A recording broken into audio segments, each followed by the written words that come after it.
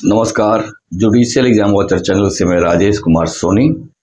हम लोग पढ़ रहे हैं राजस्थान एपीओ के लिए इंग्लिश और उन सभी लॉ एग्जाम्स के लिए जहां पर इंग्लिश पूछी जाती है और उसमें नारेशन आपके कोर्स में है, उन सब के लिए ये वीडियो है। आज हम इस वीडियो में पढ़ेंगे कि डायरेक्ट और इनडायरेक्ट का जब हम चेंज करते हैं तो जो रिपोर्टेड स्पीच होती है उसके अंदर जो प्रोनाउंस आते हैं उनको कैसे चेंज करते हैं। और मैं यह बता दूं कि आप सबको पता होगा कि प्रोनाउन कैसे चेंज करते हैं, लेकिन कुछ ऐसी टेक्निकल चीजें होती हैं कि हमें ये पता है कि प्रोनाउन कैसे चेंज करते हैं, लेकिन फिर भी सेंटेंस के अंदर हम ये तय नहीं कर पाते हैं कि हम कौन सा वहां पर प्रोनाउन रखें, उसको रिप्लेस करेगा कौन सा प्रोनाउन उस प्रोनाउन को रिप्लेस करेगा। ठीक है, तो आज हम इसी बात को सीखेंगे। तो नरेशन के अंदर हम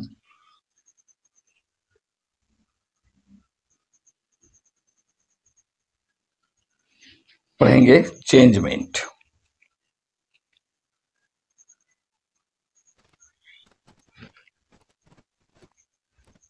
तो चेंजेस पढ़ रहे हैं, हमें चेंज करना है रिपोर्टेड स्पीच के अंदर जो प्रोनाउंस होते हैं वो चेंज करना सीखना है।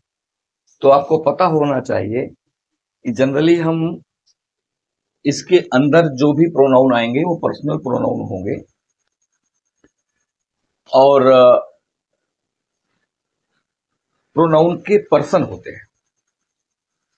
तो आपको पर्सन चेंज करना है, यानी कि कौन सी प्रोनाउन किस प्रोनाउन को रिप्लेस कर देगी। या तो इस तरह से कह लीजिए, या फिर यह कह लीजिए कि अगर रिपोर्टेड स्पीच के अंदर फर्स्ट पर्सन आया है, सेकंड पर्सन आया है या थर्ड पर्सन आया है, तो ये जो प्रोनाउन के पर्सन्स हैं उसको हम कैसे हैंडल करेंगे, कैसे चेंज करेंगे। तो देखिए, जो पर्सन होते हैं वो फर्स्ट पर्सन, सेकंड पर्सन और थर्ड पर्सन, ये तीन पर्सन होते हैं। अब फर्स्ट पर्सन के अंतर्गत जो प्रोनाउन आते हैं वो आई और वी आते हैं। आई फर्स्ट पर्सन सिंगुलर होता है और बी फर्स्ट पर्सन प्लूरल होता है। सेकंड पर्सन के अंदर यू आता है और यू सब्जेक्ट की जगह भी यू ही होता है और ऑब्जेक्ट की जगह यू ही होता है। तो कुल मिलाकर के यू ही सेकंड पर्सन लेता है। अब इसके बाद थर्ड पर्सन में आता है ही, सी, दे और इट। तो इस तरह से ये हमारे पर्सन होते हैं। अब ये पर्सन हमको पता है, आपको भी पता होंगे पर्सन, लेकिन मैं यहां बता रहा हूं उसके पीछे पर्पज है, वो पर्पज आप समझने की कोशिश करिए। तो फर्स्ट पर्सन होता है स्पीकर और सेकंड पर्सन होता है लिसनर। स्पीच के अंतर्गत आपको यह कंसेप्ट लेके चलना है कि जो फर्स्ट पर्सन है वो स्पीकर है। तो जहां कहीं भी रिपोर्टेड स्पीच में फर्स्ट पर्सन आपको मिलता है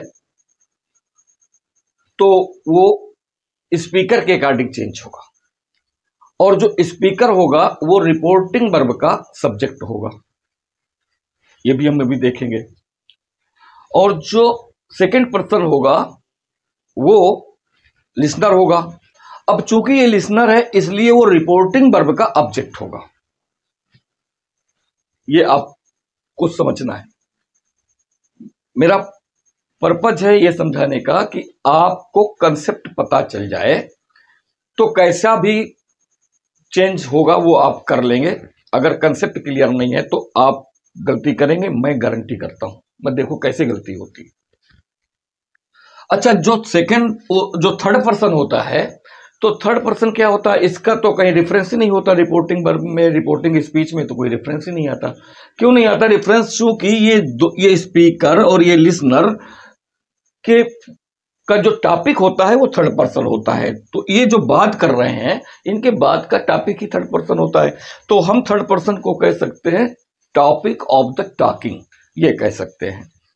तो ये टॉपिक ऑफ द टॉकिंग होता है। अच्छा, टॉपिक ऑफ द टॉकिंग होता है, इसलिए रिपोर्टेड स्पीच के अंदर ये थर्ड पर्सन अगर आते हैं तो इनको हम चेंज नहीं करते हैं। तो इसका मतलब हुआ कि पर्सन तो तीन होते हैं, फर्स्ट होता है, सेकंड होता है, थर्ड होता है। लेकिन अगर रिपोर्टेड स्पीच के अंदर आपको फर्स्ट पर्सन मिलता है, सेकंड पर्सन मिलता है, तो चेंज आपको करना है। लेकिन अगर आपको थर्ड पर्सन मिलता है तो आपको चेंज नहीं करना है, क्योंकि वो टॉपिक है हमारा, वो टॉपिक है। तो ये तो आपको बात समझ में आ गई। अब अगर ये बात समझ में आ गई है तो फिर हम एक बात और समझ लेते हैं, क्योंकि अगर वो बात आप नहीं समझेंगे तो आपसे गलती होगी। अब अगर इतना ही चेंज करना है तो इसके लिए एक छोटा सा फार्मूला है, आपको भी पता होगा,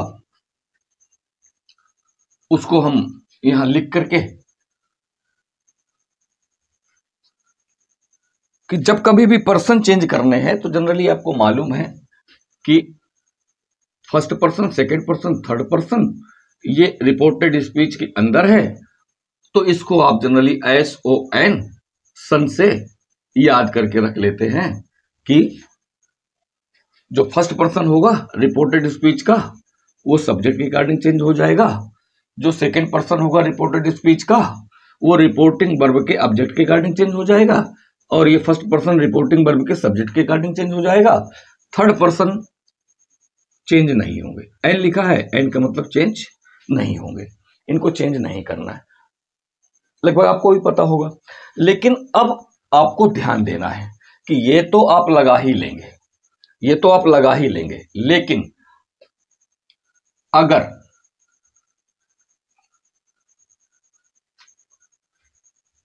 कॉमन ग्रुप ऑफ प्रोनाउन है,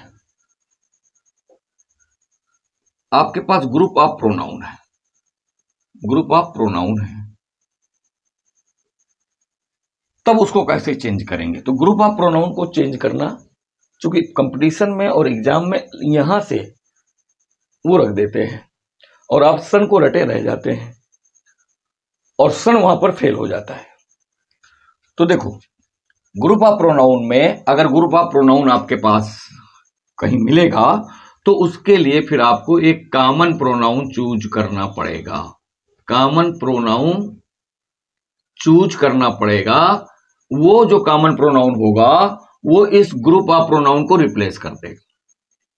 यानी कि अगर आपको ग्रुप ऑफ प्रोनाउन मिल रहा है तो आपको ग्रुप ऑफ प्रोनाउन में से ही सेंस के अकॉर्डिंग, सेंटेंस को देखते हुए आपको एक कॉमन प्रोनाउन को सिलेक्ट करना होगा, और वो ऐसा कॉमन प्रोनाउन होगा जो इस ग्रुप ऑफ प्रोनाउन को रिप्लेस कर देगा और उसकी जगह खुद आ जाएगा। तो पहले हम देख लेते हैं क्या हो सकता है। तो देखो, पहली कंडीशन ये बन सकती है कि अगर कॉमन ये ग्रुप ऑफ प्रोनाउन में फर्स्ट पर्सन है आपका, जैसे मान लीजिए आई है, यू है या ही भी है, मान लीजिए ये है। तो अब इसमें क्या है, आपको क्या ध्यान देना है कि अगर ये ग्रुप ऑफ प्रोनाउन आपको सेंटेंस में मिल रहा है, और वो कैसे मिलेगा मैं अभी इन सबके एग्जाम्पल दूंगा, लेकिन ये कंसेप्ट है थोड़ा सा मैं क्लियर करना चाहता हूं यहां पर, इसके बाद इन सबके एग्जाम्पल दूंगा। तो अगर आपको ये ग्रुप दिख रहा है, तो अगर आपके ग्रुप ऑफ प्रोनाउन के अंतर्गत फर्स्ट पर्सन है तो फिर फर्स्ट पर्सन का प्लूरल ही रखेंगे जो इस सब को रिप्लेस कर देगा। तो फर्स्ट पर्सन आई है और इसका प्लूरल बी हम यहां पर रखेंगे। तो ये बी जो है ये ग्रुप ऑफ प्रोनाउन को रिप्लेस कर देगा। अब कैसे करेगा हम सेंटेंस के माध्यम से समझेंगे, एक एक बात समझेंगे। दूसरी स्थिति ये हो सकती है कि यू हो, सी हो तो ये भी ग्रुप ऑफ प्रोनाउन हो गया। अब ग्रुप ऑफ प्रोनाउन में आप देखेंगे कि फर्स्ट पर्सन नहीं है लेकिन सेकेंड पर्सन और थर्ड पर्सन है। तो अगर ग्रुप ऑफ प्रोनाउन के अंतर्गत फर्स्ट पर्सन, अगर फर्स्ट पर्सन है तो पहले फर्स्ट पर्सन को प्राथमिकता दी जाएगी और फर्स्ट पर्सन का ही प्लूरल हम वहां पर प्रोनाउन रखेंगे। अब फर्स्ट पर्सन नहीं है, दूसरी कंडीशन है कि सेकेंड और थर्ड पर्सन है, तो हम यहां पर सेकेंड पर्सन को वरीयता देंगे और यहां पर यू कॉमन प्रोनाउन निकाल के रखेंगे और ये यू जो है इस ग्रुप ऑफ प्रोनाउन को रिप्लेस कर देगा। अब तीसरी कंडीशन ये बनती है कि अगर ना तो ग्रुप ऑफ प्रोनाउन में फर्स्ट पर्सन है ना ही सेकेंड पर्सन है, केवल थर्ड ही पर्सन है, ये मान लीजिए इस तरह की कंडीशन है। तो अगर ये कंडीशन है यानी कि आपका जो ग्रुप ऑफ प्रोनाउन है उसमें केवल और केवल थर्ड पर्सन है, फर्स्ट पर्सन भी नहीं है, सेकेंड पर्सन भी नहीं है। तो अगर फर्स्ट पर्सन नहीं है, सेकेंड पर्सन नहीं है, तो फिर हम थर्ड पर्सन का ही प्लूरल वहां पर यूज करेंगे और इनको रिप्लेस करने के लिए हम दे यूज करेंगे। तो कुल मिलाकर के हम ग्रुप ऑफ प्रोनाउन को देखेंगे और उसमें से कॉमन प्रोनाउन को हम सिलेक्ट करेंगे। तो हमें यह देखना है कि अगर ग्रुप ऑफ प्रोनाउन में फर्स्ट पर्सन है तो हम फर्स्ट पर्सन वाला प्लूरल रखेंगे, अगर ग्रुप ऑफ प्रोनाउन में फर्स्ट पर्सन नहीं है लेकिन सेकेंड और थर्ड पर्सन है तो हम सेकेंड वाला प्लूरल रखेंगे, और अगर ग्रुप ऑफ प्रोनाउन में ना तो फर्स्ट पर्सन है ना ही सेकेंड पर्सन है, केवल और केवल थर्ड पर्सन का ग्रुप है, तो हम थर्ड पर्सन का प्लूरल रख देंगे, तो उसका कॉमन प्रोनाउन हो जाएगा। ये बात तो यहां पर आपको समझ में आ गई होगी। अगर ये बात समझ में आ गई है तो हम अब इसके एग्जाम्पल देखते हैं। और ये जो बी है आपको यहां तो दिख गया, अभी ये बी जरूरी नहीं है कि हर जगह, ये तो हम करेंगे ग्रुप ऑफ प्रोनाउन को रिप्लेस करने के लिए, कॉमन प्रोनाउन लाने के लिए, ये तो हम करेंगे, ये तो आपको क्लियर हो गया। अब हम ये देखते हैं,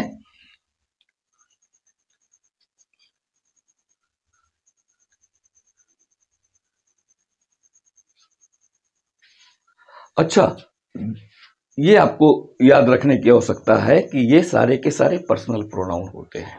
अगर ये सारे पर्सनल प्रोनाउन हैं, अब जैसे बी एक ऐसा यहाँ पर प्रोनाउन है जो पर्सनल भी हो सकता है और इम्पर्सनल भी हो सकता है, तो अगर बी पर्सनल है तब तो उसको चेंज करेंगे, लेकिन अगर इम्पर्सनल है तो वहां पर भी आपको थोड़ा सा ध्यान देना होगा और ये पता करना होगा कि इसको हम चेंज करें कि ना करें। ये सारी चीज़ों को हम एग्जाम्पल के माध्यम से समझते हैं। तो पहले तो हम पर्सन को चेंज करना देख लेते हैं। तो पर्सन को चेंज करना देखने के लिए एक एग्जाम्पल लेते हैं। जैसे लिखा है सी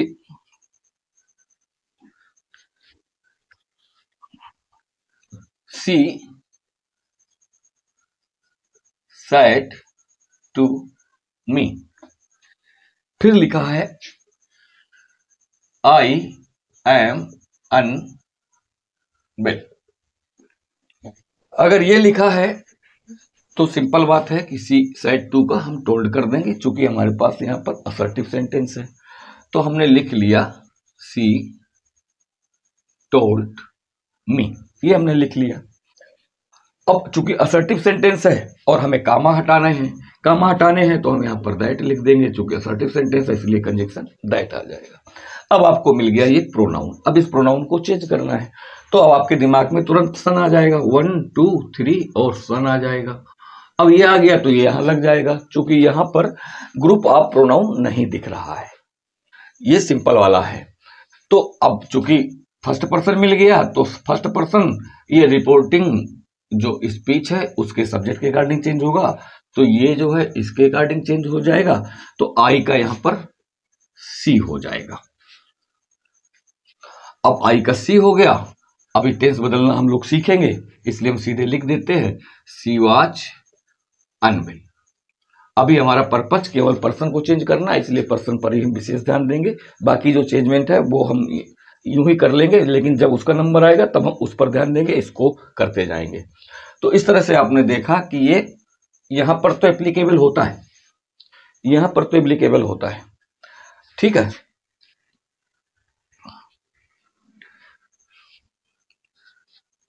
अब एक और देखते हैं, the captain side.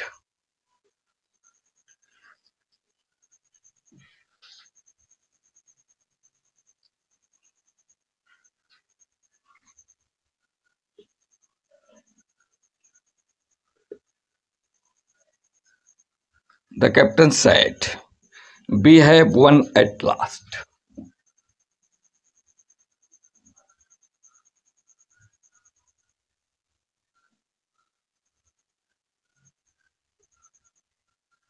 At last. अब जरा इसको देख लीजिए। यहां पर देखने की बात यह है कि ये रिपोर्टिंग स्पीच है आपकी, और यहां पर आप देखोगे तो इसका सब्जेक्ट कैप्टन है जो कि सिंगुलर दिख रहा है, और ये जो कैप्टन है ये अपने आप को भी कह रहा है। कैप्टन है तो अपने आप को उसको आई कहना चाहिए। अगर आई कहता है तब तो ये अपने तक की बात कर रहा है, लेकिन ये बी कह रहा है, इसका मतलब है कि कैप्टन अकेले नहीं है, कैप्टन के साथ में और भी है।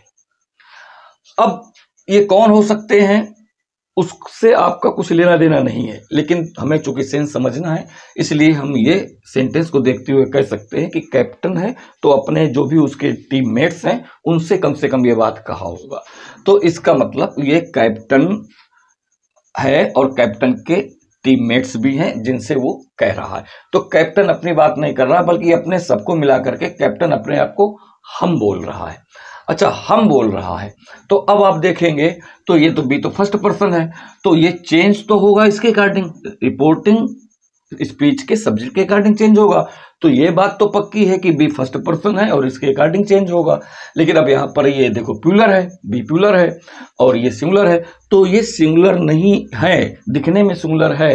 क्योंकि ये जब अपने आप को बी कह रहा है तो इसका मतलब ये प्यूलर है। तो इसको चेंज करने के लिए यहां पर अब हम क्या करेंगे, दे कर देंगे, क्योंकि ये कैप्टन अकेले नहीं है तो बी चेंज होगा। कैसे होगा अभी देखते हैं, द कैप्टन साइड, ये हटेगा। अच्छा, इसको ऐसे भी लिखेंगे, क्योंकि उनको भी अगर आप लिखना चाहते हैं, अगर ऐसे लिख देंगे तो भी चलेगा क्योंकि अंडरस्टूड तो है ही, लेकिन अगर आप उसको बहुत स्पष्ट लिखना चाहते हैं तो आप इसको लिख सकते हैं। क्योंकि इसके साथ में इसके टीममेट्स भी हैं तो उसने अपने टीममेट्स से ही कहा होगा, तो इसका मतलब है यहां पर एक चीज अंडरस्टूड है कि सेड टू हिज टीममेट्स। तो हम यहां पर सेड टू हिज टीममेट्स को इमेजिन करते हैं तो लिखेंगे द कैप्टन टोल्ड हिज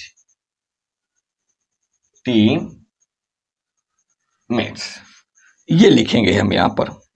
और अगर यहां लिख देंगे ये तो अब हमारा ये सेंस एकदम क्लियर हो गया। तो कभी कभी एग्जाम में होता क्या है कि क्वेश्चन में तो ये आता है और यहां पर अंडरस्टूड है, लेकिन जब आप चार विकल्प देखते हैं तो वहां पर आपको कुछ ये नई चीजें मिल जाती है। तो आप लोग सोचते हैं कि सैड अकेले है, टोल्ड कैसे हो गया, हिज टीममेट्स कैसे बढ़ गया।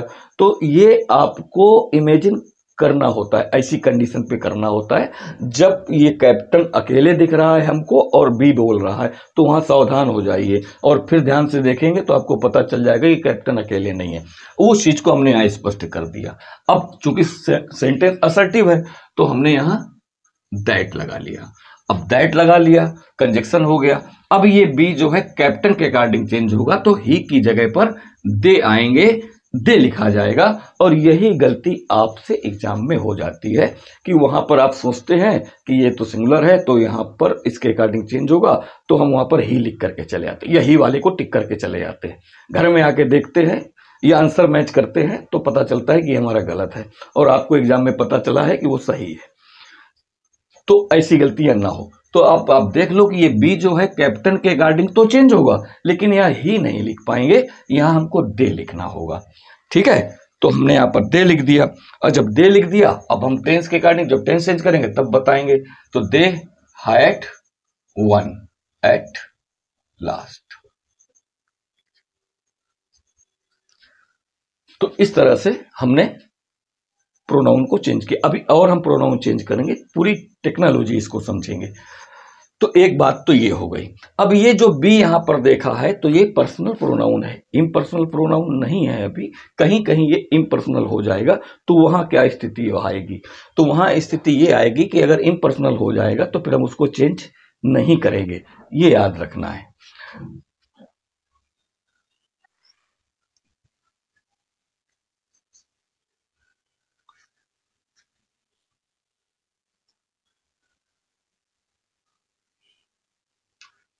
तो लिखा है the saint said, the saint side.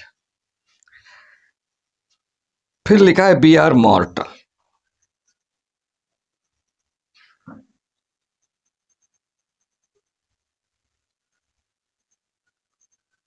और ये बंद हो गया।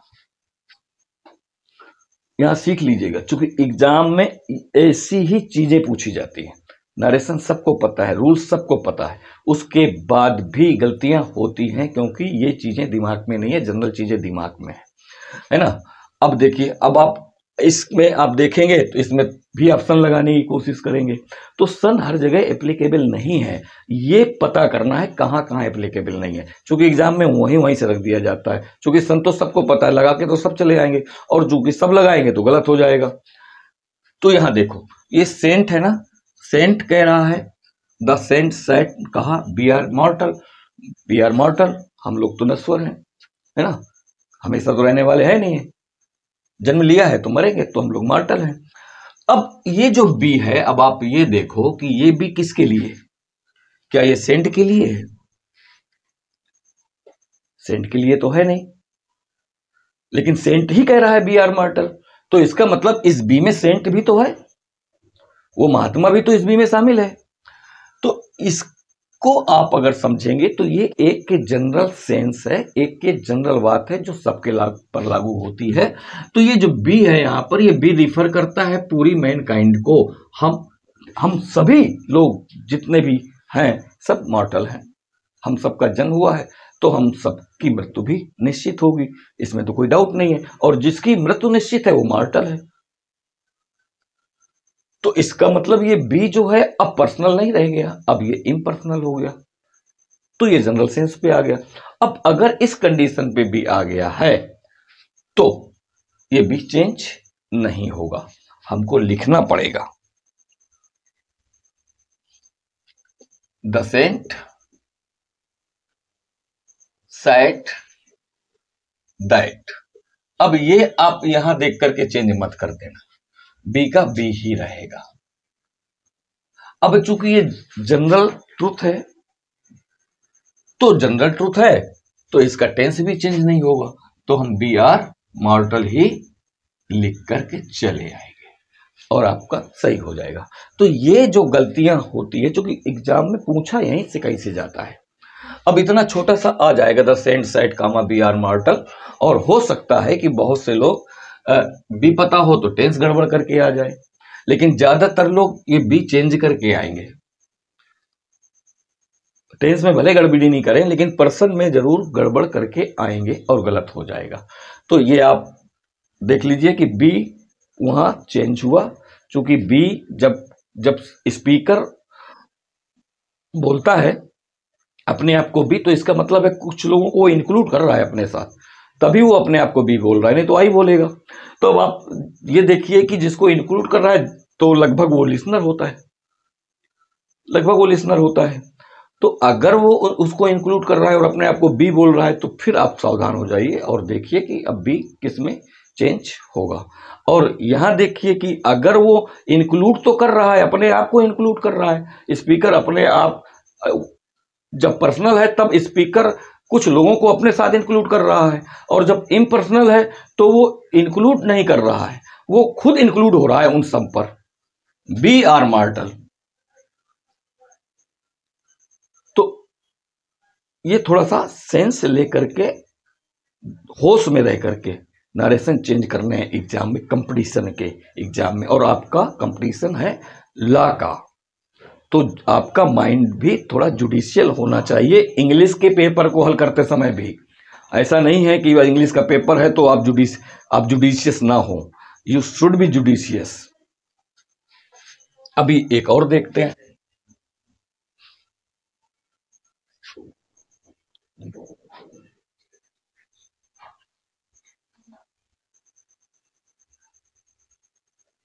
She said to me, she said to me, we are to leave for temple early. We are to leave for temple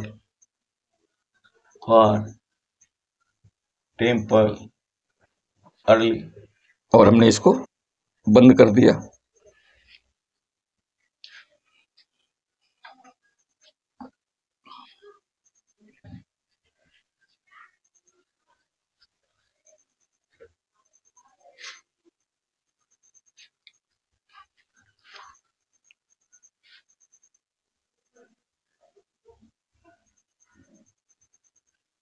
अब आप देखो,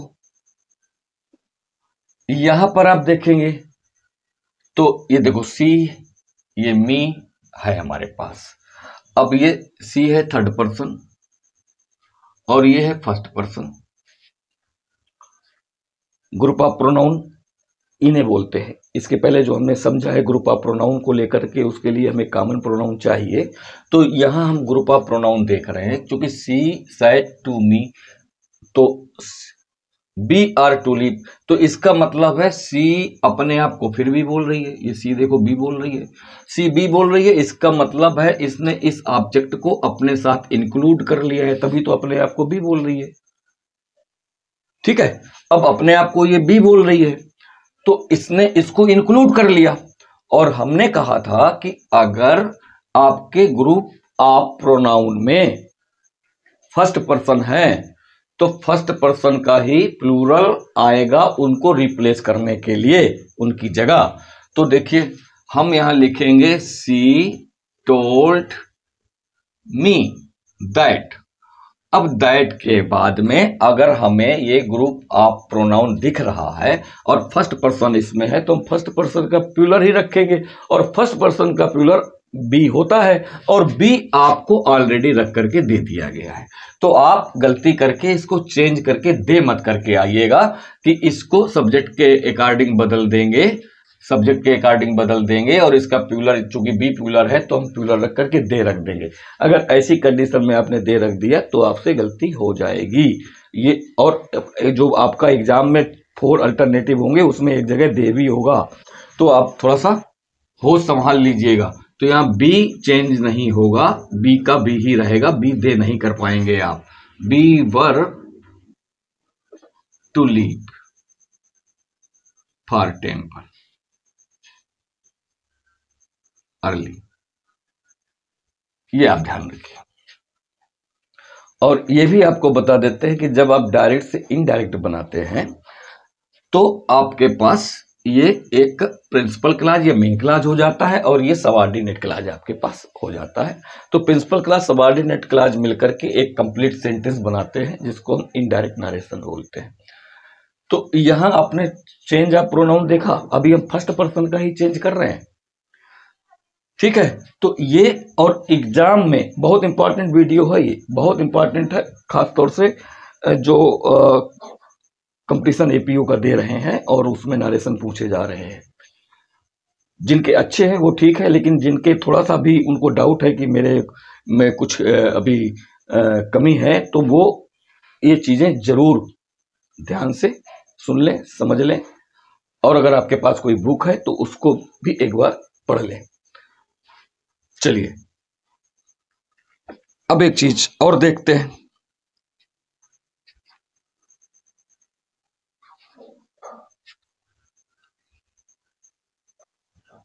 और ये बहुत इंपॉर्टेंट है, इसको आप नोट कर सकते हैं। एक जगह ऐसी है जहां पर बी जो है इट में चेंज होता है, बी को चेंज करेंगे इट में, ये याद रखना है आपको। ऐसा भी पूछ लिया जाता है। तो बी चेंजेज इनटू इट, ये आप ऐसे कर लो। ये आप कब इट में चेंज करेंगे? कंडीशन है कोई न्यूज़पेपर है, और अगर वो कोई बात कहता है और अपने आप को बी बोल रहा है, तो या तो कोई न्यूज़पेपर है या कोई ऑर्गेनाइजेशन है। अब वो ऑर्गेनाइजेशन अपने आप को बी बोल रही है, तो ऐसी कंडीशन में हम ये जो बी है इसको इट में चेंज करेंगे। देखो एक एग्जाम्पल देख लेते हैं।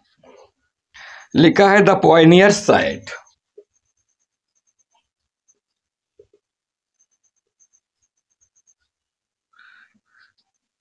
The pioneer site, we are not responsible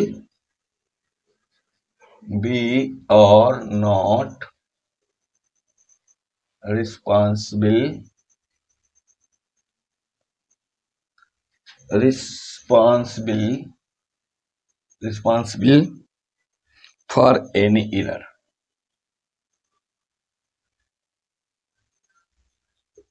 ये बंद है। तो ये आप देख सकते हैं द पॉयनियर बोल रहा है, तो चूंकि ये एक इंसान नहीं है, ये एक न्यूज़पेपर है, तो अब ये अपने आप को बी बोल रहा है, हमने ऐसा लिखा। पॉइनर की तरफ से कहा गया कि we are not responsible for any error, ये कहा गया, तो पॉइनियर अपने आप को बी बोल रहा है। तो ये याद रखना है कि ये बी जो है ये न्यूज़पेपर है, और अगर ये न्यूज़पेपर है तो ये बी जो है इट में चेंज होगा और किसी पर्सन में चेंज नहीं होगा।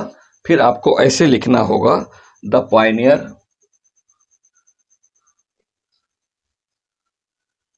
साइट, और साइट के बाद हम लगाएंगे दैट, और इसके बाद इसको इट में चेंज करेंगे।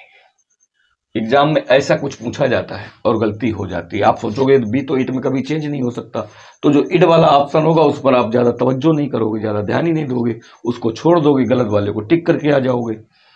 तो दैट इट वाज नॉट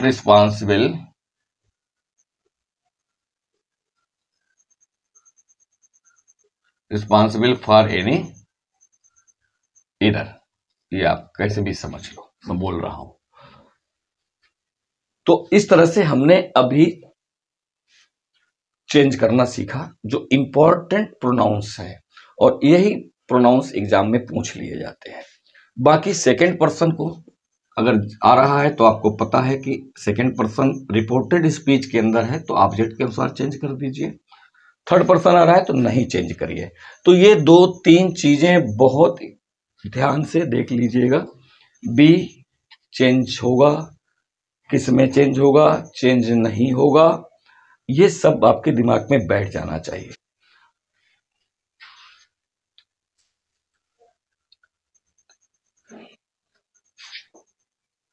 अब एक देखते हैं सेकंड पर्सन के लिए। लिखा he said to his mother, he said to his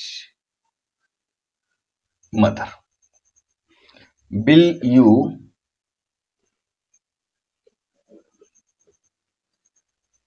you give me money, will you give me money।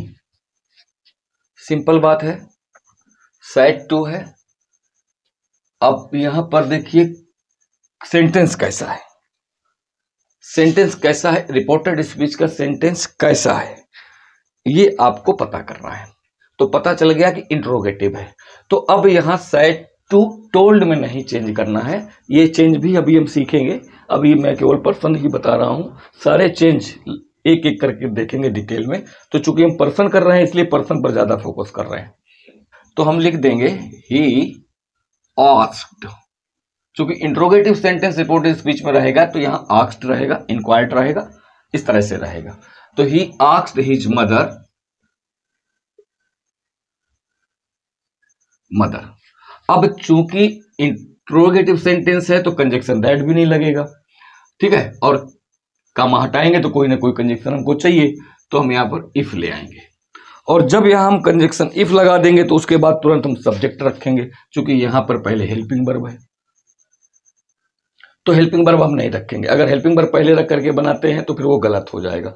और वो चूंकि हमारे पास रिपोर्टेड स्पीच जब इंट्रोगेटिव होती है और जब हम इनडायरेक्ट में चेंज कर देते हैं सेंटेंस को, तो फिर वो वहां पर ये कंजक्शन बन जाएगा और वो क्लॉज बन जाएगा और सिंपल सेंटेंस में ही बनेगा। तो यहां पर हम इसको छोड़ के ये देखते हैं, तो ये मिल गया हमको सेकेंड पर्सन। सेकेंड पर्सन हम चेंज करते हैं रिपोर्टिंग वर्ब के ऑब्जेक्ट के अनुसार। ऑब्जेक्ट है हिज मदर, तो यू कौन है? His mother. तो अब यू को हिज मदर के अकॉर्डिंग चेंज करेंगे तो हम क्या लिख सकते हैं? तो अब ये हिज मदर है और हिज मदर ये ऑब्जेक्ट में लिखा हुआ है, हमें इसको सब्जेक्ट के यहाँ जगह पर ले जाना है। चूंकि यू क्या है? यहाँ पर सब्जेक्ट है, तो सब्जेक्ट की जगह पर ही सब्जेक्टिव, चूंकि केस चेंज नहीं होते हैं, प्रोनाउन चेंज होते हैं लेकिन केस चेंज नहीं होते हैं। अब यू चूंकि सब्जेक्ट की जगह पर है तो अब हिज मदर को सब्जेक्ट की जगह पे लाना है, और हिज मदर जो डायरेक्ट स्पीच है उसमें वो ऑब्जेक्ट की जगह पर है, तो ऑब्जेक्ट की जगह से उठा करके इनडायरेक्ट बनाते समय उसे सब्जेक्ट की जगह लाना है, इसलिए वो सी हो जाएगी, इसलिए सी हो जाएगी। तो वो सी हो गई। अब ये सी हो गई तो अब आपका पर्सन चेंज हो गया। अब सी के बाद में आप ये बिल रखा हुआ है, हमारे पास पास्ट टेंस है तो हम वुड कर देंगे, तो सी वुड गिव। अब देखो ये हमको फर्स्ट पर्सन फिर मिल गया यहाँ पर, मी चूंकि फर्स्ट पर्सन है, और फर्स्ट पर्सन हमेशा जो है सब्जेक्ट के अकॉर्डिंग चेंज होगा, जो रिपोर्टिंग वर्ब का सब्जेक्ट होगा उसके अकॉर्डिंग चेंज होगा। तो मी क्या है? ही। अब मी ऑब्जेक्ट की जगह पे रखा है और ये ही जो है सब्जेक्ट की जगह पे रखा है, और हमें मी को चेंज करना है ना कि ही को चेंज करना है, लेकिन मी को ही के अकॉर्डिंग चेंज करना है।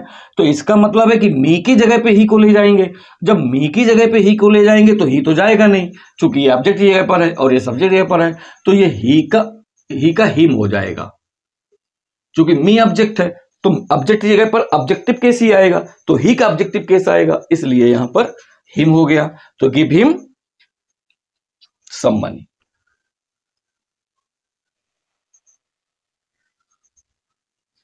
Give him some money. इस तरह से हमने आज प्रोनाउंस को चेंज करना सीखा। वीडियो कैसा लगा कमेंट जरूर करिएगा।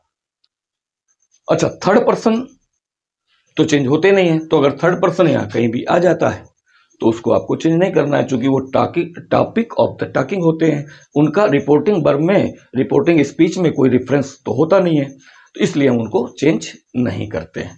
तो उनको चेंज नहीं करना है, और फर्स्ट पर्सन सेकंड पर्सन इस तरह से चेंज करना है। फर्स्ट पर्सन को चेंज करते समय बहुत ज़्यादा सावधानी रखनी है। सेकंड पर्सन को चेंज करते समय आपको सिर्फ ये फार्मूला याद रखना है।